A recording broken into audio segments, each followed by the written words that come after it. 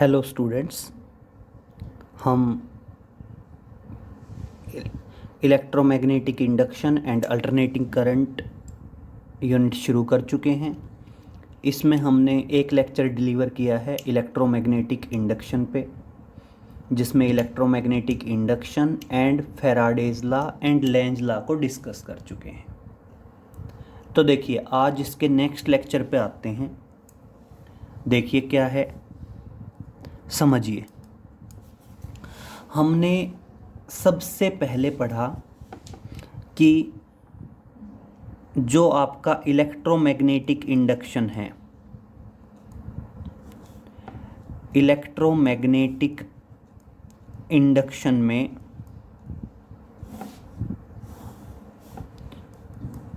Induced EMF produced होता है। क्या होता है? इंड्यूस्ड ईएमएफ प्रोड्यूस्ड होता है। और इंड्यूस्ड ईएमएफ की वजह से जो करंट फ्लो होता है, उस करंट को कहा जाता है इंड्यूस्ड करंट। क्लियर? जो करंट फ्लो होगा उस करंट को क्या कहा जाएगा? इंड्यूस्ड करंट कहा जाएगा। क्लियर? कभी भी किसी भी ईएमएफ की वजह से करंट फ्लो होगा, लेकिन इंड्यूस्ड ईएमएफ की वजह से जो करंट फ्लो होगा उस करंट को क्या कहेंगे? Induced current. यस, एक बार समझेंगे। हमने क्या बताया था कि मान लीजिए कोई कंडक्टर है, उस कंडक्टर के अंदर मैग्नेटिक फ्लक्स की वैल्यू चेंज होती है, तो कंडक्टर में क्या प्रोड्यूस्ड होगा? इंड्यूस्ड ईएमएफ प्रोड्यूस्ड होगा। और कंडक्टर में जो करंट फ्लो करेगा उस करंट को हम क्या कहेंगे? इंड्यूस्ड करंट कहेंगे। और बिल्कुल बेटा उसी लीग पे आता है, दैट इज एडी करंट। अब देखिए, बात करते हैं एडी करंट की।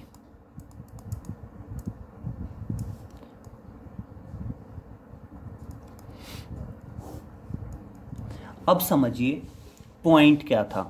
हमने एक कंडक्टर लिया, एक कंडक्टर में अगर मैग्नेटिक फ्लक्स की वैल्यू चेंज हुई तो इंड्यूस्ड ईएमएफ प्रोड्यूस्ड हुआ, और इंड्यूस्ड ईएमएफ की वजह से जो करंट फ्लो हुआ उसे क्या कहा? Induced current. लेकिन अगर सपोज करो एक सिंगल कंडक्टर की बजाय नंबर ऑफ कंडक्टर्स हों या बल्क पीसेस ऑफ कंडक्टर्स हों, तो उनके अंदर मैग्नेटिक फ्लक्स की वैल्यू चेंज होगी तो इंड्यूस्ड ईएमएफ प्रोड्यूस्ड होगा।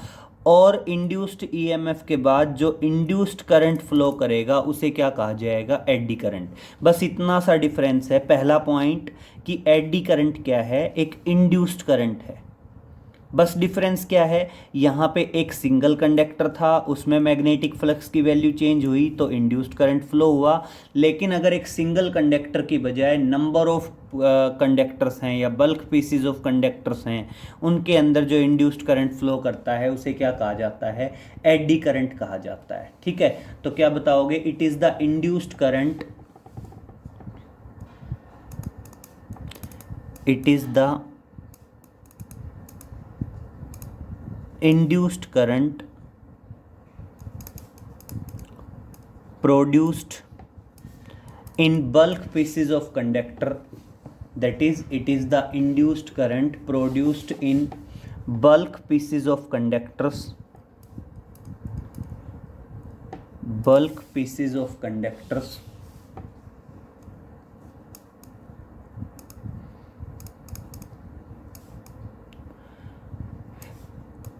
when magnetic flux change in them। Clear हुआ? तो देखो, अगर हमारे पास बल्क पीसेस ऑफ कंडक्टर्स हैं और उनके अंदर अगर मैग्नेटिक फ्लक्स की वैल्यू चेंज होती है तो उनमें जो इंड्यूस्ड करंट फ्लो होगा उस इंड्यूस्ड करंट को ही क्या कहा जाएगा? एडी करंट कहा जाएगा। क्लियर? और देखिए, इसीलिए हम बता सकते हैं कि जो हमारा एडी करंट है आई, वो एडी करंट आई किसके बराबर होगा? करंट होता है हमेशा ईएमएफ अपॉन रेजिस्टेंस। तो ईएमएफ की बजाय तो क्या होगा? Induced EMF. ईएमएफ की बजाय तो क्या होगा? Induced EMF. और रेजिस्टेंस तो रेजिस्टेंस है ही, that is resistances of the conductor या रेजिस्टेंस ऑफ द कंडक्टर। तो अब देखिए इंड्यूस्ड ईएमएफ मान लो ई, रेजिस्टेंस आर, और बेटा फेराडेज सेकंड लॉ में हम पढ़ चुके हैं इंड्यूस्ड ईएमएफ क्या होता है, minus d phi by d t, और आर है ही। क्लियर? तो आपका एडी करंट क्या आ जाएगा, minus d phi by r d t. ये हमारा क्या है, एडी करंट है। क्लियर? और अब देखना, आप बताओगे डायरेक्शन ऑफ एडी करंट या इंड्यूस्ड करंट बोल सकते हैं। Direction of eddy current is given by Fleming's right hand rule. हम पहले लेफ्ट हैंड रूल पढ़ चुके हैं, और इंड्यूस्ड करंट के लिए क्या आएगा आपका, फ्लेमिंग्स राइट हैंड रूल आएगा। अभी नेक्स्ट पेज में डिस्कस कर रहे हैं फ्लेमिंग्स राइट हैंड रूल को, लेकिन उससे पहले आ जाएगा applications of eddy current, that is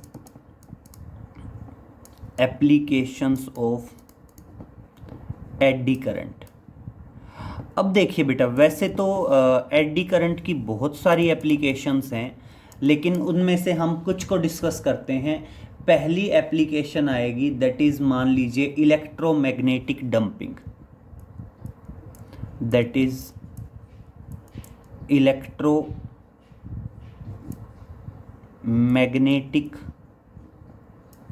dumping. अब एक बार समझिए बेटा इलेक्ट्रोमैग्नेटिक डंपिंग क्या है। क्लियर? तो देखिए इलेक्ट्रोमैग्नेटिक डंपिंग के बारे में आप क्या बताएंगे। इलेक्ट्रोमैग्नेटिक डंपिंग जैसे मान लीजिए आप किसी मैग्नेट को h हाइट से ड्रॉप करते हैं, मैग्नेट का एक्सेलरेशन क्या होगा, एक्सेलरेशन ड्यू टू ग्रेविटी के बराबर होगा। मैग्नेट कहाँ मूव करेगी, डाउनवर्ड मूव करेगी। अब हम दूसरी कंडीशन अज्यूम करते हैं, मान लीजिए एक ट्यूब है या पाइप है मेटल का, कोई भी मेटेलिक पाइप है या मेटेलिक ट्यूब है, एंड वो ट्यूब पूरी h हाइट तक है, और अब हम मैग्नेट को ड्रॉप कर रहे हैं इनसाइड द पाइप। तो देखिए मैग्नेट का जो एक्सेलरेशन होगा वो एक्सेलरेशन ड्यू टू ग्रेविटी से कम होगा। किस तरह से कम होगा वो समझिए। हमने लेंज लॉ पढ़ा है। लेंज लॉ क्या कहता है कि जो इंड्यूस्ड करंट है वो इंड्यूस्ड करंट क्या होता है, आपका जो इंड्यूस्ड ईएमएफ है वो अपोज करता है। किसका अपोज करता है, लेंज लॉ के अकॉर्डिंग बताया गया है कि जो इंड्यूस्ड ईएमएफ है वो उसी फैक्टर का अपोज करता है जिसकी वजह से वो प्रोड्यूस्ड हुआ। क्लियर? अब देखिए एक पॉइंट देखिए, हम कह रहे हैं हमने किसी मैग्नेट को ड्रॉप किया, मैंने किसी मैग्नेट को ड्रॉप किया, और मैग्नेट का एक्सेलरेशन किसके बराबर है, एक्सेलरेशन ड्यू टू ग्रेविटी के बराबर है। अब सेकंड कंडीशन क्या है, मैं कहता हूं मैंने एक पाइप लिया, कोई भी मेटेलिक पाइप ले लिया, और मैं इस मेटेलिक पाइप में से और मैग्नेट को ड्रॉप करता हूं। अब अगर बेटा मैग्नेट के मैं एक्सेलरेशन की बात करूं तो मैग्नेट का एक्सेलरेशन ड्यू टू ग्रेविटी से कम होगा because of Lenz law, because of Lenz law. अब समझिए ये लेंज लॉ क्या है।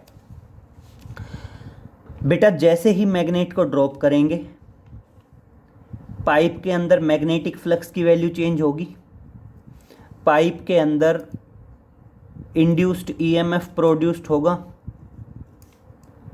पाइप के अंदर इंड्यूस्ड करंट फ्लो करेगा, और वो इंड्यूस्ड करंट क्या करेगा, according to Lenz law magnet के डाउनवर्ड मोशन का अपोज करेगा, और मैग्नेट के डाउनवर्ड मोशन का अपोज करेगा तो इसका मतलब मैग्नेट का acceleration automatic acceleration due to gravity से कम हो जाएगा, and this process is known as the electromagnetic damping. 3 point हैं, मैग्नेट को फ्रीली ड्रॉप किया, मैग्नेट का एक्सेलरेशन ड्यू टू ग्रेविटी के बराबर होगा। मैग्नेट को पाइप में से ड्रॉप किया, एक्सेलरेशन जो है मैग्नेट का less than acceleration due to gravity होगा। और अगर मैं इस पाइप में कट लगा दूं, कट लगाऊंगा तो कोई करंट फ्लो नहीं हो पाएगा और आपका जो एक्सेलरेशन है वो वापस से एक्सेलरेशन ड्यू टू ग्रेविटी के इक्वल हो जाएगा। तो ये प्रोसेस है इलेक्ट्रोमैग्नेटिक डंपिंग।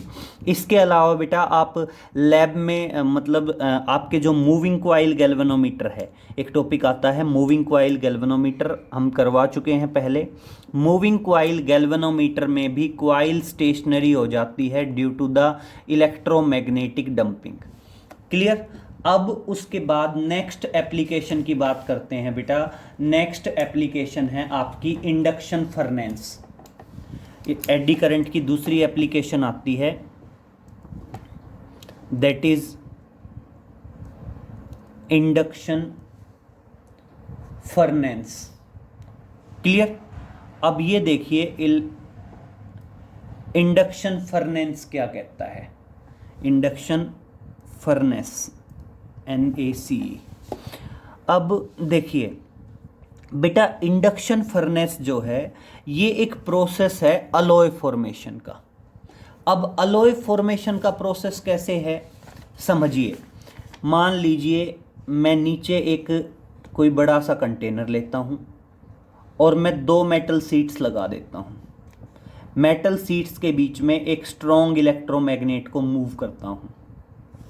तो बेटा दोनों मेटल सीट्स के अंदर स्ट्रॉन्ग एडी करंट प्रोड्यूस्ड होगा, हीट प्रोड्यूस्ड होगी according two joule heating effect, और एज ए रिजल्ट दोनों मेटल सीट्स क्या हो जाएंगी, मेल्ट हो जाएंगी। और मेल्ट होके कहाँ इकट्ठी हो जाएंगी, कंटेनर में मिक्स कर देंगे और इस तरह से क्या बनती हैं, अलॉय फॉर्मेशन होती है। क्लियर। तो आपका जो इंडक्शन फर्नेस मेथड है, इंडक्शन फर्नेस मेथड के थ्रू क्या किया जाता है, अलॉय फॉर्मेशन की जाती है। इसके अलावा नेक्स्ट आता है आपका magnetic brakes, that is magnetic brakes. अब समझिए बेटा मैग्नेटिक ब्रेक्स क्या है। वैसे ना अगर हम ब्रेक्स के बारे में बात करें तो ब्रेक्स आपके कई टाइप के हैं। जैसे हम ब्रेक की बात करते हैं, हम नॉर्मल अपनी बाईसाइकिल से आते हैं, नॉर्मल जो हमारी साइकिल्स हैं उनमें भी ब्रेक होते हैं। उनमें कौन से ब्रेक होते हैं बेटा, हम मैनुअली ब्रेक अप्लाई करते हैं, एक वायर जो है वो ब्रेक शू तक गई होती है एंड वो ब्रेक शू क्या होते हैं बेटा, रिम के साथ टच होते हैं और फ्रिक्शन की वजह से ब्रेक अप्लाई हो जाते हैं। बेटा कहीं भी ब्रेक एप्लीकेशन का प्रोसेस यही होता है, आपके ब्रेक शूज़ होते हैं और वो रिम के साथ टच हो जाते हैं और due to the friction brake apply होते हैं। अब उन ब्रेक शू को टच करने के प्रोसेस अलग अलग हो सकते हैं। उस प्रोसेस में बेटा एक तो आता है नॉर्मल अपने बाईसाइकिल के ब्रेक जो मैनुअल ब्रेक हैं, फिर दूसरे आते हैं हाइड्रोलिक ब्रेक जो पास्कल लॉ के बेस पे काम करते हैं, फिर एक आते हैं एयर ब्रेक वो भी पास्कल लॉ के बेस पे काम करते हैं, और बेटा थर्ड हैं आपके मैग्नेटिक ब्रेक, और मैग्नेटिक ब्रेक काम करते हैं एडी करंट और लेंज लॉ के बेसिस पे। क्लियर। बेटा मैग्नेटिक ब्रेक्स में क्या होता है, मैग्नेटिक ब्रेक्स में व्हील के अंदर मैग्नेटिक फ्लक्स की वैल्यू चेंज होती है, इंड्यूस करंट फ्लो करता है और वो व्हील के रोटेशनल मोशन का अपोज करता है और इस वजह से ब्रेक अप्लाई होते हैं। आपके मैग्नेटिक ब्रेक्स होते हैं जनरली आपकी बुलेट ट्रेन्स वगैरह जो हैं इन सब में क्या हैं, आपके मैग्नेटिक ब्रेक्स होते हैं। बेटा नेक्स्ट आता है आपका, बहुत सारे प्रोसेस हैं बेटा। जो पहले पुराने वाले इलेक्ट्रिक मीटर्स होते थे वो भी क्या होते थे, आपके एडी करंट के बेस पे काम करते थे। इसके अलावा हम बता सकते हैं आपकी जो इंडक्शन मोटर होती है, इंडक्शन मोटर। बेटा इंडक्शन मोटर भी किसके बेस पे काम करती है, इंडक्शन मोटर भी आपके एडी करंट के बेसिस पे काम करती है। इसके अलावा जो ऑटोमोबाइल्स के अंदर जो स्पीडोमीटर लगे होते हैं, दैट इज स्पीडोमीटर्स। बेटा स्पीडोमीटर्स भी क्या करते हैं, आपके एडी करंट के बेसिस पे काम करते हैं। इसके अलावा जो डायाथेरेपी होती है, जैसे ह्यूमन बॉडी के अंदर जो डीप हीट ट्रीटमेंट किया जाता है, वो डीप हीट ट्रीटमेंट भी किसके बेसिस पे होता है, उसमें भी यही एडी करंट यूज़ होता है। क्लियर हुआ? तो हम बात कर रहे थे एडी करंट की, और एडी करंट अपने आप में क्या है बेटा, एक इंड्यूस्ड करंट ही है। इसकी एप्लीकेशंस थोड़ा सा ध्यान रखेंगे, क्या क्या एप्लीकेशंस हैं। अब बात करते हैं बेटा फ्लेमिंग्स राइट हैंड रूल की। ढंग से समझिए फ्लेमिंग्स राइट हैंड रूल क्या है। देखिए अब बेटा आता है that is Fleming's right hand rule. Clear? Topic है आपका Fleming's right hand rule.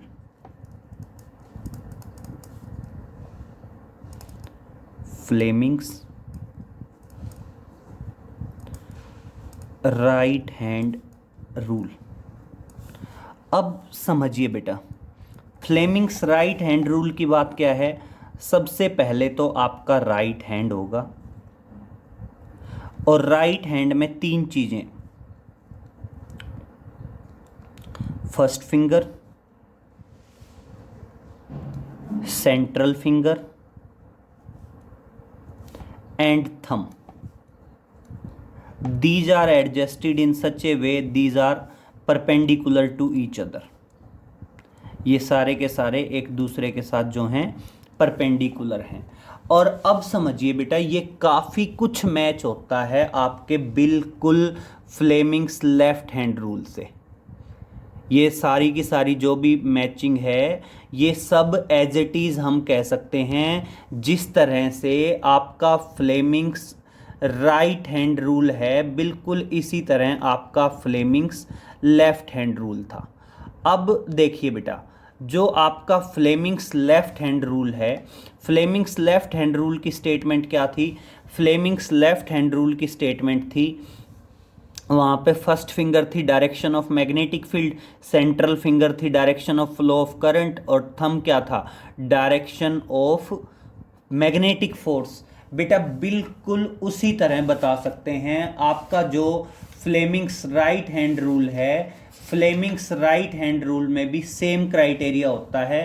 First finger देती है आपका मैग्नेटिक फील्ड की डायरेक्शन। जो फर्स्ट फिंगर होगी वो फर्स्ट फिंगर आपको क्या देगी, that is the direction of magnetic field. First finger देगा आपको direction of magnetic field. Clear? Central finger आपको देगा direction of flow of current की बजाय direction of flow of induced current, not current, that is induced current. और बेटा thumb देगा that is direction of motion of conductor. Basically हम ऐसे समझ सकते हैं कि जिस डायरेक्शन में फोर्स लगेगा कंडक्टर उसी डायरेक्शन में तो मूव करेगा ना। और वैसे भी आप ये समझिए कि जब इंड्यूस्ड करंट प्रोड्यूस्ड होना है तो इसका मतलब रिलेटिव मोशन तो होगा ही होगा। क्लियर? तो direction of motion of conductor होगा, तब जाके आपका इंड्यूस्ड करंट होगा, और इंड्यूस्ड करंट की डायरेक्शन दी जाएगी by using the Fleming's right hand rule. अब बेटा इससे रिलेटेड बहुत सारे क्वेश्चंस हैं, बहुत सारे ट्रिकी क्वेश्चंस बनते हैं। तो देखिए उनमें से हम कुछ क्वेश्चंस को डिस्कस करेंगे। डायरेक्शन ऑफ इंड्यूस्ड करंट बतानी है हमने। तो देखिए बात करते हैं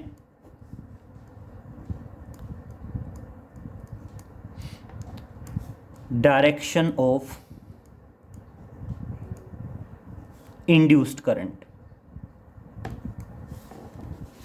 तो देखिए मान लीजिए बेटा ये कोई कंडक्टर है और इस कंडक्टर में करंट फ्लो कर रहा है I। इस कंडक्टर में कितना करंट फ्लो कर रहा है, I करंट फ्लो कर रहा है। और इसके दोनों तरफ मैं दो लूप बता देता हूं, एक लूप ये है और एक लूप है आपकी ये। This is loop 1 and this is loop 2। और अब मैं कहता हूं 3 सिचुएशंस हैं। Current is constant, current is increasing and third situation है करंट इज डिक्रीजिंग। 3 बता दिए। करंट कांस्टेंट है, वायर जो है वायर के अंदर करंट कांस्टेंट है। एक है वायर के अंदर जो करंट है वो इंक्रीज हो रहा है, और एक है वायर के अंदर जो करंट है वो डिक्रीज हो रहा है। और अब हमने क्या देनी है, डायरेक्शन ऑफ इंड्यूस्ड करंट बतानी है in loop 1 and loop 2।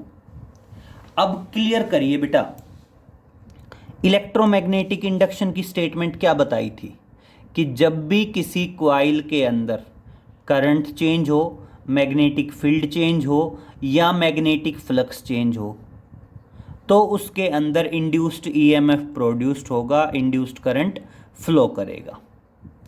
Clear. तो अब हमने इस वायर में करंट फ्लो कर रहा है आई, और लूप 1 में और लूप 2 में इंड्यूस्ड करंट की डायरेक्शन बतानी है। मान लीजिए ये है लूप 1 और ये है लूप 2, और लूप 1 और लूप 2 में हमने क्या बतानी है, इंड्यूस्ड करंट की डायरेक्शन बतानी है। क्लियर। तो सबसे पहले सुनिए, अगर वायर में करंट कांस्टेंट होगा तो वायर का मैग्नेटिक फील्ड भी कांस्टेंट होगा, और मैग्नेटिक फील्ड कांस्टेंट होगा तो लूप 1 में और लूप 2 में मैग्नेटिक फ्लक्स की वैल्यू चेंज नहीं होगी। और मैग्नेटिक फ्लक्स की वैल्यू चेंज नहीं होगी तो ना तो कोई इंड्यूस्ड करंट लूप 1 में होगा और ना ही कोई इंड्यूस्ड करंट किस में होगा, लूप 2 में होगा। लूप 1 में भी कोई इंड्यूस्ड करंट नहीं रहेगा और लूप 2 में भी कोई इंड्यूस्ड करंट नहीं रहेगा। क्लियर। अब दूसरी सिचुएशन समझिए बेटा, अगर करंट इंक्रीज होने लगे, the value of current goes on increasing.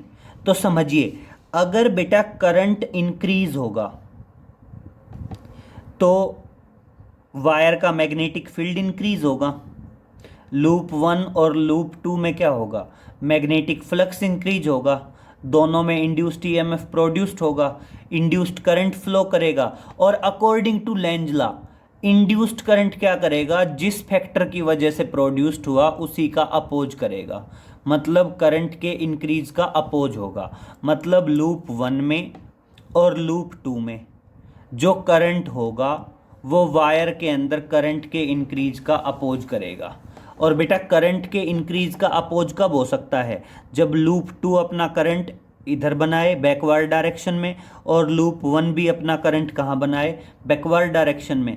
तो लूप 1 में जो करंट बैकवर्ड डायरेक्शन में होगा वो कब आएगा बैकवर्ड में, जब कैसे करंट फ्लो कर रहा हो, क्लॉकवाइज। समझिए इस पॉइंट को, देखिए काफ़ी इंपॉर्टेंट है ये पॉइंट। सिंपल से फैक्टर पे काम कर रहा है, सिंपल सा पॉइंट है, सिंपल पॉइंट के बेसिस पे हम चल सकते हैं इसमें कि आपका जो इंड्यूस्ड करंट है वो इंड्यूस्ड करंट क्या करेगा, अपोज करेगा। किसका अपोज करेगा, जिस फैक्टर की वजह से वो प्रोड्यूस्ड हो रहा है। तो देखिए वायर है, वायर में करंट इंक्रीज हो रहा है, तो इस लूप का जो करंट होगा वो इसका अपोज करेगा, अपोजिट डायरेक्शन में होगा। इस लूप का जो करंट है वो अपोज करेगा, तो बेटा अपोज करेगा तो ऐसे जो करंट हुआ वो कौन सा हुआ, क्लॉकवाइज। और ऐसे जो करंट हुआ वो कौन सा हुआ, एंटी क्लॉकवाइज। तो क्लियर हुआ, अगर इसमें वायर में करंट इंक्रीज होता है तो लूप 1 भी अपोज करेगी, और लूप 1 में कैसे करंट होगा, लूप 1 में करंट होगा clockwise. Clear, that is clockwise. और आपकी जो लूप 2 है, लूप 2 में भी अपोज होगा, और लूप 2 में अपोज होगा तो लूप 2 में करंट कैसे होगा, that is anti clockwise. Clear. अगर बेटा वहीं करंट डिक्रीज होता है तो मैग्नेटिक फील्ड डिक्रीज होगा, दोनों में मैग्नेटिक फ्लक्स डिक्रीज होगा, दोनों में इंड्यूस्ड ईएमएफ प्रोड्यूस्ड होगा, इंड्यूस्ड करंट फ्लो करेगा, और इंड्यूस्ड करंट क्या करेगा, करंट के डिक्रीज का अपोज करेगा तो डिक्रीज का अपोज करेगा, तो मतलब सपोर्ट करने के लिए सेम डायरेक्शन में करंट फ्लो करेगा। तो देखना, सेम डायरेक्शन में करंट फ्लो करेगा तो फॉरवर्ड में आएगा, और जो लूप 2 है, लूप 2 में भी कहाँ आएगा, फॉरवर्ड में। तो ये फॉरवर्ड में इधर घूमेगा तो ये तो क्या हो जाएगा, एंटी क्लॉकवाइज, और ये फॉरवर्ड में इधर घूमेगा तो ये क्या हो जाएगा, क्लॉकवाइज। क्लियर। तो इस तरह से तीनों पॉइंट क्लियर हैं कि अगर वायर में करंट फ्लो कर रहा है, चाहे कोई लूप ऊपर है चाहे कोई लूप नीचे है, अगर करंट कांस्टेंट हुआ, ना कोई इंड्यूस्ड करंट लूप 1 में होगा ना कोई इंड्यूस्ड करंट लूप 2 में होगा। अगर करंट इंक्रीज हुआ तो लूप 1 में करंट जो होगा वो क्या रहेगा आपका, क्लॉकवाइज, और लूप 2 में जो करंट है वो क्या रहेगा, एंटी क्लॉकवाइज। करंट डिक्रीज होता है तो लूप 1 में एंटी क्लॉकवाइज और लूप 2 में क्या है, क्लॉकवाइज। अब जरूरी नहीं है ये इस तरह से आए, हो सकता है कंडक्टर की में करंट की डायरेक्शन कंडक्टर को वर्टिकल दिखा दे, जरूरी थोड़ी है वो ऐसे। आप मान लीजिए वो ये कहता है कि ये वायर है, करंट डाउनवर्ड जा रहा है, इंड्यूस्ड करंट की डायरेक्शन बताइए अगर करंट इंक्रीज हो रहा है तो बात तो वही है बेटा। इस डायग्राम को आप ऐसे घुमा के देख लीजिए, तो स्टैंडर्ड यही है, इससे बहुत सारे क्वेश्चंस बन सकते हैं। क्लियर। अब नेक्स्ट चलते हैं, अब नेक्स्ट पॉइंट पे आइए बेटा। हम मैग्नेटिक फील्ड को दो तरीके से शो करते हैं, एक तो मैग्नेटिक फील्ड को शो करते हैं क्रॉस लगा के, और एक मैग्नेटिक फील्ड को शो करते हैं डॉट लगा के। तो समझिए, मैंने मैग्नेटिक फील्ड शो किया क्रॉस लगा के, मान लीजिए this is the magnetic field.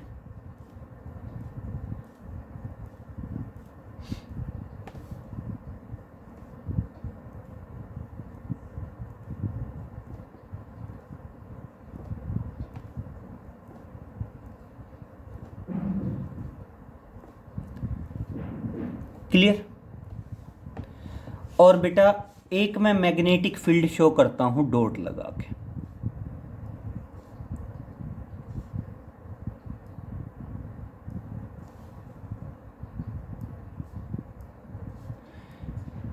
मैं दो तरह का मैग्नेटिक फील्ड बता रहा हूं, एक तो हम मैग्नेटिक फील्ड शो करते हैं क्रॉस लगा के, और एक हम मैग्नेटिक फील्ड शो करते हैं डॉट लगा के।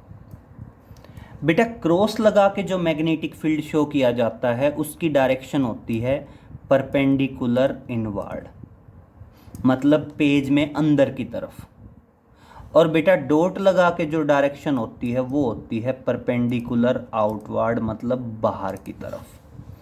क्लियर। अब देखना, मैं अलग अलग सिचुएशंस बोल रहा हूं। मान लीजिए कोई किसी भी शेप का कंडक्टर है and which is entering into the magnetic field, जो किस में एंटर कर रहा है, मैग्नेटिक फील्ड में एंटर कर रहा है। कोई किसी भी शेप का कंडक्टर है, वो मैग्नेटिक फील्ड के बीच में घूम रहा है। क्लियर। और कोई किसी भी शेप का कंडक्टर है which is exiting out from the magnetic field, जो क्या है, मैग्नेटिक फील्ड से एग्जिट आउट हो रहा है, बाहर निकल रहा है। और अब हमने तीनों में इंड्यूस्ड करंट की डायरेक्शन बतानी है। तो बेटा सबसे पहले समझिए, जो कंडक्टर मैग्नेटिक फील्ड के बीच में घूम रहा है वहां पे कोई इंड्यूस्ड करंट नहीं होगा। कोई इंड्यूस्ड करंट क्यों नहीं होगा बेटा, मैग्नेटिक फील्ड में ना तो इस कंडक्टर के अंदर फ्लक्स की वैल्यू चेंज हो रही है, ना इंक्रीज है ना डिक्रीज है, चेंज नहीं है, तो इंड्यूस्ड करंट नहीं होगा। एक बार समझिए, चलो स्टार्टिंग से करते हैं। देखिए ये कंडक्टर मैग्नेटिक फील्ड के अंदर एंटर कर रहा है तो ऑटोमेटिक इसके मैग्नेटिक फ्लक्स की वैल्यू इंक्रीज होती जा रही है। मैग्नेटिक फ्लक्स की वैल्यू इंक्रीज होती जा रही है तो इसमें क्या होगा, इंड्यूस्ड करंट फ्लो करेगा, इंड्यूस्ड करंट प्रोड्यूस्ड होगा। और अब बेटा वो इंड्यूस्ड करंट अपना मैग्नेटिक फील्ड बनाएगा, और कहाँ बनाएगा? अप्लाइड फील्ड से अपोजिट बनाएगा। बेटा अप्लाइड फील्ड से अपोजिट मैग्नेटिक फील्ड कब बन सकता है? राइट हैंड रूल का यूज करेंगे, राइट हैंड थंब रूल का यूज, कि अगर इसमें करंट एंटी क्लॉकवाइज फ्लो करेगा तो इसका मैग्नेटिक फील्ड क्या रहेगा? परपेंडिकुलर आउटवर्ड रहेगा। तो इसमें ऑटोमेटिक करंट किस डायरेक्शन में आएगा? एंटी क्लॉकवाइज आएगा। क्लियर? अब दूसरा देखिए, अगर कोई किसी भी शेप का कंडक्टर मैग्नेटिक फील्ड से बाहर निकल रहा है, बेटा इसका मैग्नेटिक फ्लक्स डिक्रीज होता जा रहा है, इसके अंदर जो इंड्यूस्ड करंट होगा वो क्या चाहेगा? मैग्नेटिक फ्लक्स डिक्रीज ना हो। तो इसलिए वो क्या करेगा? अपना खुद का जो फील्ड बनाएगा वो अप्लाइड फील्ड से सेम डायरेक्शन में बनाएगा। और इनवर्ड मैग्नेटिक फील्ड कब हो सकता है? जब इसमें इंड्यूस्ड करंट कैसे फ्लो करे? क्लॉकवाइज फ्लो करे, दैट इज क्लॉकवाइज। तो ध्यान रहेगा, अगर हम ये कहते हैं एंटर करता है तब तो होगा एंटी क्लॉकवाइज, एग्जिट करता है तब क्या होगा? क्लॉकवाइज। और अगर बीच में घूम रहा है तो कोई इंड्यूस्ड करंट नहीं होगा। और बेटा सेम अगर मैं डॉट वाले में बात करूं तो डॉट में जस्ट अपोजिट हो जाएगा। मान लीजिए कोई किसी भी शेप का कंडक्टर है, अगर वो अंदर एंटर कर रहा है तो उसमें करंट कैसे होगा? क्लॉकवाइज। कोई किसी भी शेप का कंडक्टर अगर बाहर निकल रहा है, बाहर एग्जिट हो रहा है, तो उसमें होगा एंटी क्लॉकवाइज। क्लियर? और कोई किसी भी शेप का कंडक्टर बीच में घूम रहा है तो उसमें क्या होगा? कोई इंड्यूस्ड करंट नहीं होगा, there is no induced current. Clear? तो आप क्रॉस का ध्यान रख लो चाहे डॉट का, दूसरा अपोजिट आएगा। मैं क्रॉस पे चलता हूं। क्रॉस वाले में जो कंडक्टर एंटर करेगा उसमें एंटी क्लॉकवाइज होगा, जो एग्जिट करेगा उसमें क्लॉकवाइज होगा। और डॉट में उल्टा हो जाएगा, एंटर करने वाला क्लॉकवाइज होगा, एग्जिट करने वाला एंटी क्लॉकवाइज होगा, और जो बीच में घूम रहा होगा उसमें कोई इंड्यूस्ड करंट नहीं होगा। और जरूरी नहीं है, कंडक्टर की शेप कोई भी हो सकती है, रैंडम इरेगुलर शेप भी हो सकती है, तो उसमें कोई कंफ्यूजन नहीं होना चाहिए। क्लियर? नेक्स्ट देखिए,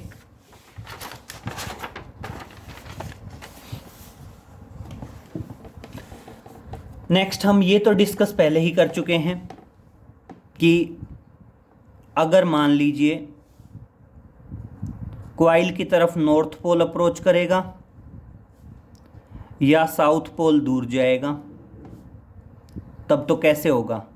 एंटी क्लॉकवाइज। और अगर सिचुएशन ऐसी हो कि आपका साउथ पोल नज़दीक आएगा और नॉर्थ पोल दूर जाएगा तब कैसी होगी? क्लॉकवाइज। ये चीज़ें तो हम लेंज लॉ में भी बता चुके हैं। अब नेक्स्ट पॉइंट पे आते हैं। नेक्स्ट पॉइंट क्या कहता है? मान लीजिए कोई भी मैग्नेटिक फील्ड है क्रॉस अप्लाई करके, कोई भी मैग्नेटिक फील्ड है क्रॉस है,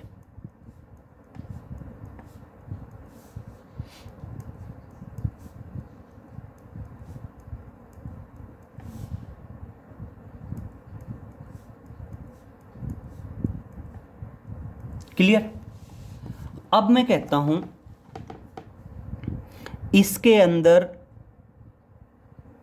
कोई भी इर्रेगुलर शेप का कंडक्टर था, कोई कैसी भी इर्रेगुलर शेप थी और किसी भी इर्रेगुलर शेप का कोई भी कंडक्टर था। क्लियर? अब मैंने इसको बाहर नहीं निकाला, मैंने इसको बाहर नहीं निकाला और इसको अंदर रखे रखे और मैंने इसको कैसी शेप प्रोवाइड कर दी? सर्कुलर शेप प्रोवाइड कर दी, बिना बाहर निकाले अंदर रखे। तो क्या इसके अंदर कोई इंड्यूस्ड करंट होगा? मतलब देखिए, कोई भी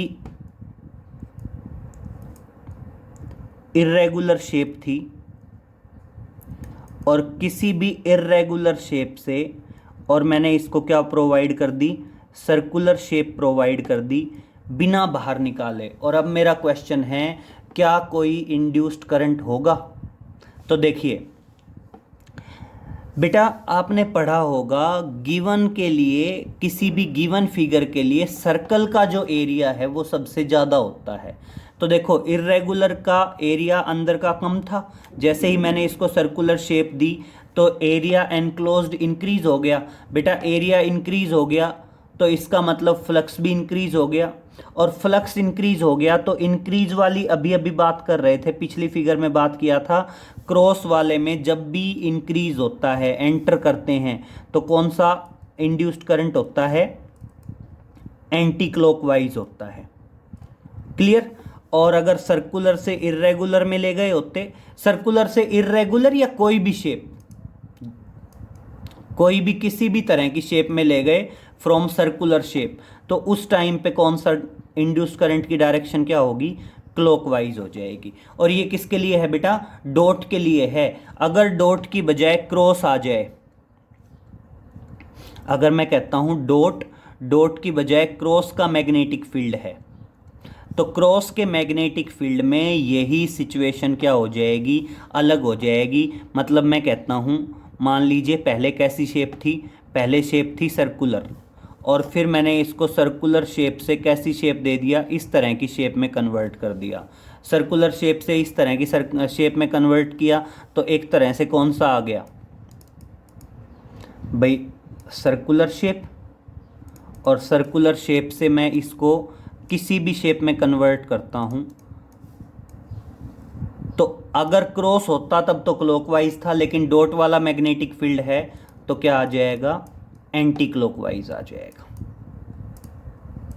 ठीक है? और एनी शेप से सर्कुलर अगर डॉट में जाएंगे तो क्या आ जाएगा? क्लॉकवाइज आ जाएगा। मतलब सेम वही पॉइंट है कि डॉट वाला और क्रॉस वाला अगर मैग्नेटिक फील्ड हो तो सिचुएशन जस्ट और जस्ट क्या हो जाएगी? आपकी अपोजिट हो जाएगी। क्लियर? नेक्स्ट पॉइंट देखिए। नेक्स्ट पॉइंट आता है, मान लीजिए आप कहते हो कि ये कोई वायर है, ठीक है, ये बैटरी लगी हुई है, ये स्विच है, और बेटा ये लगा हुआ है रियोस्टेट, ये लगा हुआ है रियोस्टेट। अब देखिए स्विच ऑन है, वायर में करंट का फ्लो हो रहा होगा, और अब मैं कहता हूं जो दूसरी लूप है, इस दूसरी लूप के अंदर इंड्यूस्ड करंट बताना है। कब? पहली सिचुएशन, रियोस्टेट या रेजिस्टेंस कह सकते हैं, रियोस्टेट कह दीजिए या रेजिस्टेंस कह दीजिए। अगर बेटा रियोस्टेट या रेजिस्टेंस की वैल्यू इंक्रीज होगी तो फर्स्ट लूप में, तो आपकी फर्स्ट लूप में करंट की वैल्यू डिक्रीज होगी। भाई अगर ये रियोस्टेट इंक्रीज हुआ तो इस लूप में करंट की वैल्यू क्या हो जाएगी? डिक्रीज हो जाएगी। अब करंट की वैल्यू डिक्रीज होगी तो इस लूप में क्या होगा? मैग्नेटिक फ्लक्स की वैल्यू चेंज होगी, इंड्यूस्ड ईएमएफ प्रोड्यूस्ड होगा, और इंड्यूस्ड ईएमएफ क्या करेगा? कोशिश करेगा कि डिक्रीज ना हो करंट, और करंट डिक्रीज ना हो तो इसका सपोर्ट करने के लिए करंट इसी डायरेक्शन में फ्लो करेगा। इस डायरेक्शन में फ्लो करने का मतलब क्या है? करंट कैसे होगा? Anti clockwise. तो आपकी सेकेंड लूप में